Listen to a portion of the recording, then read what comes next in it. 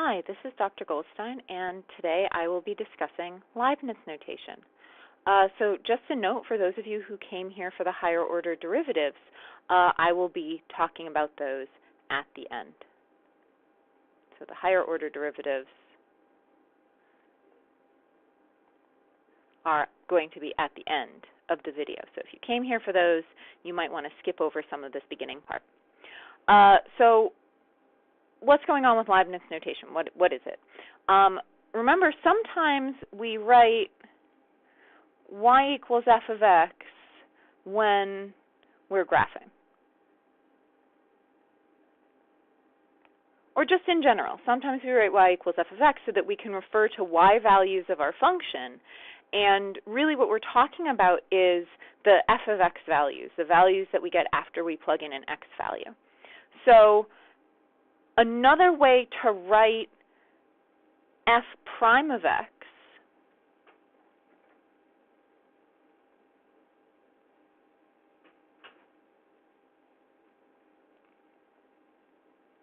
meaning the derivative is using y.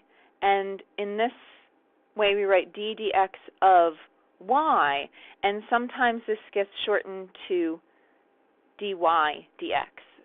So we have multiple ways of referring to a function, and so we have multiple ways of referring to its derivative. And this difference in notation can be very confusing to people. But the thing that happens here is that we get this operator, d dx, and we'll talk about why this is useful, why it's written like that. But this literally just means take the derivative.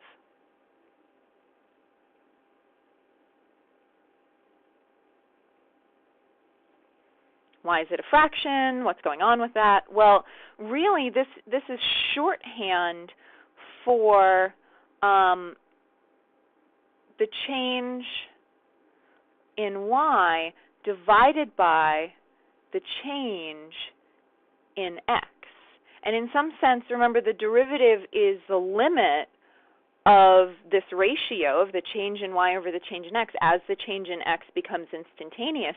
So that's where this notation comes from. This dy dx is capturing that we're measuring the change in one variable versus the change in another variable. It's capturing this notion of slope. So that's why this is written as a fraction like this.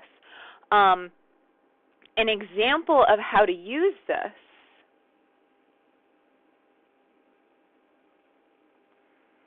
so when we have f of x equals x squared, I can write f prime of x, and I know that that means take the derivative of x squared. And if you actually compute it, you get 2x as the derivative.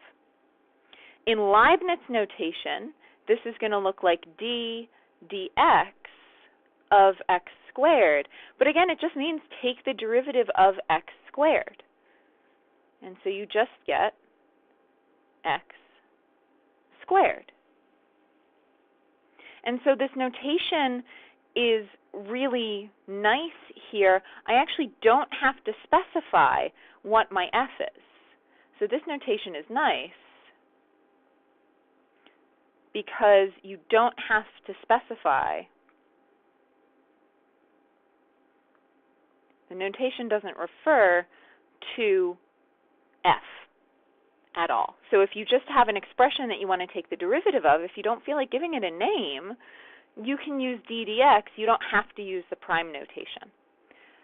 Okay, so let's see some more examples of this. So this expression d dx of 3x squared plus 1, this just means take the derivative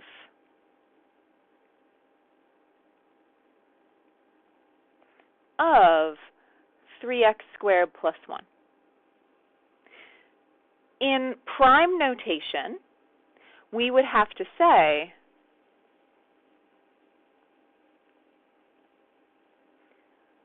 for f of x equals 3x squared plus 1, find f prime of x.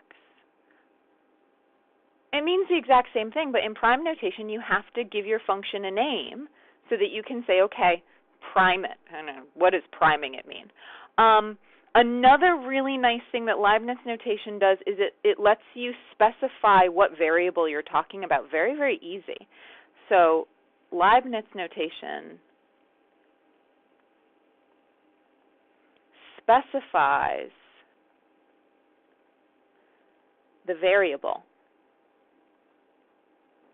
in a way that prime notation just doesn't. So another example of this is if I write ddr of r cubed, I really am just saying take the derivative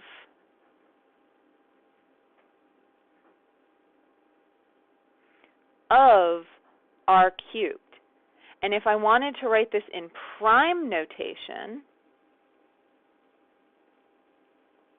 I'd have to say for f of r equals r cubed, find f prime of r. And you might say, well, okay, great, what's the difference? In a lot of disciplines, notably physics, you have multiple variables floating around sometimes, and you want to specify which one of them you're working with at the time. So here's some examples. If I have the expression s squared r, I can take the derivative of that, but if I just say, okay, take the derivative of s squared r, you can say, well, which one's the variable? And that's what this Leibniz notation does. This ddr specifies r is the variable. And if r is the variable, it also means that s is a constant. So s is just filling in for some number. So the way that we read this is we say take the derivative of s squared r with respect to r, meaning treat r as the variable. So again, if I wanted to write this in prime notation, I'd have to say for f of r equals s squared r, find f prime of r. Which, okay, big deal. What's the difference? Well, if I wanted to take the derivative, if I wanted to treat s as the derivative in Leibniz notation, all I have to do is write dds, and that tells me that s is the variable. And it tells me that r is a constant. It's filling in for some number. And so the way that we read this is take the derivative of s squared r with respect to s. And if I wanted to write this in prime notation, I'd have to say for, now this is a different function, this is g of s equals s squared r, find g prime of s. This is a different function if I'm treating r and if I'm treating s as the variable. Remember what this is all meaning, though. So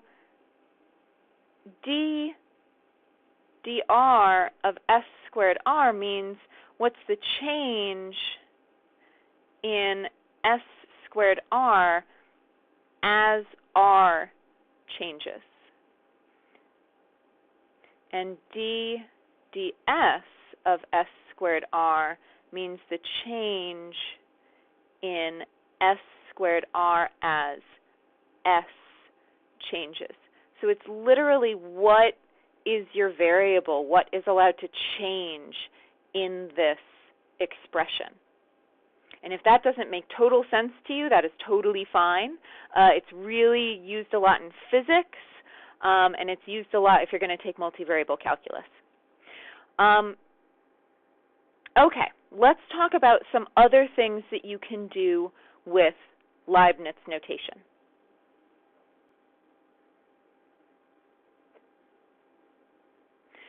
So a lot of the time when we're taking the derivatives, we only want to take the derivative at a specific point, at x equals c. And in prime notation, the way that we specify that we're taking the derivative at x equals c is we write f prime of c instead of f prime of x.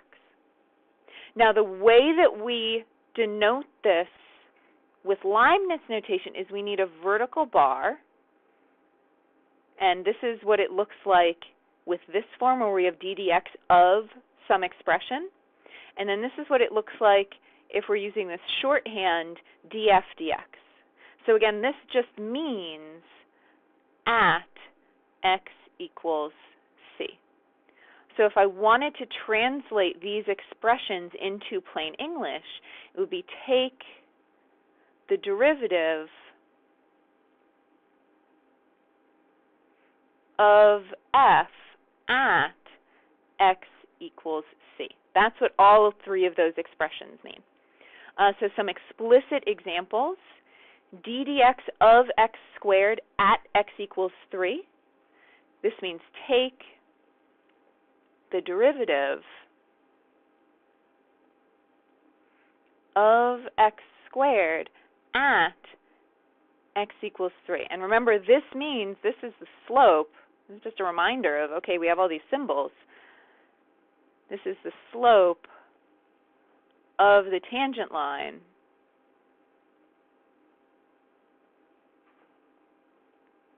to f of x, well, to f of x equals x squared at the point 3 comma f of 3. So that's 3 comma 9. That's the actual interpretation of this. So that's what that means. I have d dx of x squared at x equals 3. The way that I would write this in prime notation is for f of x equals x squared, find f prime of 3. That's what it would look like in prime notation. And the prime notation is a little bit deceptive because when you compute this sort of thing, you have to find the derivative and then you have to plug in x equals 3. And you kind of lose sight of that with the prime notation. The Leibniz notation is really, okay, d dx, all right, when x equals 3. It really does separate it. So in that way, the Leibniz notation is really a little bit more accurate. Here's another example. So you'll often see this sort of thing too, where you just have a vertical line with a number rather than x equals a number. And this is just mathematicians being a little bit lazy, but it means the same thing. So this expression down here means take the derivative of 3x squared plus 1 at x equals 0. So again, if I wanted to use prime notation, we'd have to say for f of x equals 3x squared plus 1, find f prime of 0. So that is what that notation means. Okay, now I'm going to talk about higher order derivatives, so if that's what you came for, don't fast forward the video anymore, we're about to talk about it. So higher order derivatives. You may or may not have already seen this kind of expression, f double prime of x. This means take the second derivative of f, and what that is, this is the derivative of the derivative.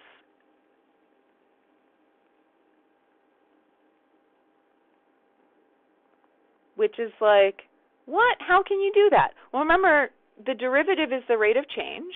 So you're talking about how does my function f change, and that gives me a new function. And then I can ask, well, how much does that change? And that is the second derivative. In Leibniz notation, what we're saying is take the derivative, so d dx of f prime of x. Well, why would we use Leibniz notation and prime notation at the same time? So this is d dx of d dx of f.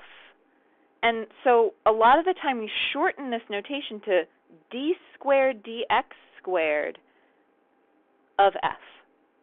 A lot of the time you'll see that written.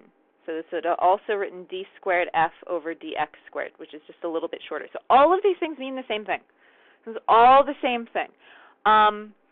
So this, again, this just means the second derivative, f double prime of x, and d squared f over dx squared. Literally just means do d dx twice. Take d dx twice. And you can keep doing this. You can keep taking derivatives. Each derivative gives you a new function, and you can ask yourself, how much does that change? So f triple prime of x means take the third derivative of f.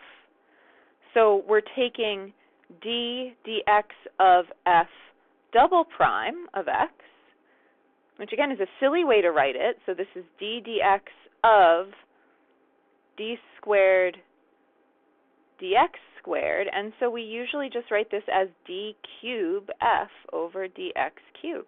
And again, these are just two different ways of writing take the third derivative. And you can keep going. So this is how we would write d4x means the fourth derivative, and we usually put that in a parenthesis so that it's not confused with a regular exponent. And in Leibniz notation, this is much simpler to write. This is just d4f dx to the 4. And again, this just means take the derivative of the derivative of the derivative of the derivative of f. 1, 2, 3. Yeah. That is what that means. Take the derivative, and again, and again, and again. So that is the fourth derivative. Why on earth would people want to do this? Again, let's look at physics. If s of t is our position at time t, so here I'm using t as my variable, then s prime of t, our first derivative, which I could write as ds dt using Leibniz notation, this is our velocity at time t. This is how much our position is changing with the sign of how much it's changing. Okay, if you take the derivative of that, you could ask yourself, okay, well, how much then is my speed changing? This is, in Leibniz notation, this is d squared s dt squared. How much your velocity is changing is your acceleration. So this is something that you can feel in a car or, on the train or bus. When things get faster and faster, you tend to get thrown to one side. That is your acceleration. And you can keep doing that. You can say, well, how fast is my acceleration changing? That's the third derivative. So this is d cubed s dt cubed. This is what's called jerk. Again, these are physics terms. And there is a meaning to this. It's how fast your acceleration is changing. You can take the fourth derivative at t, and in Leibniz notation, that's d4s dt to the fourth. And this is called snap. And you can take the fifth derivative at time t, and this is d5s dt to the fifth. This is crackle. And I'll give you one guess what the sixth derivative is called. This is getting messy. This is the sixth derivative of s at t. This is called pop. And I mean, there's no reason why you can't keep going. You can keep going. I don't know the names of the rest of these. There are more. And again, these things all have meaning. It's how much is the previous function, how much is the previous derivative changing. So yeah, that's Leibniz notation. That's higher order derivatives. The notation can be confusing, but just keep in mind it means very specific things, and each thing that it means is really not that bad. So hopefully Hopefully this was helpful.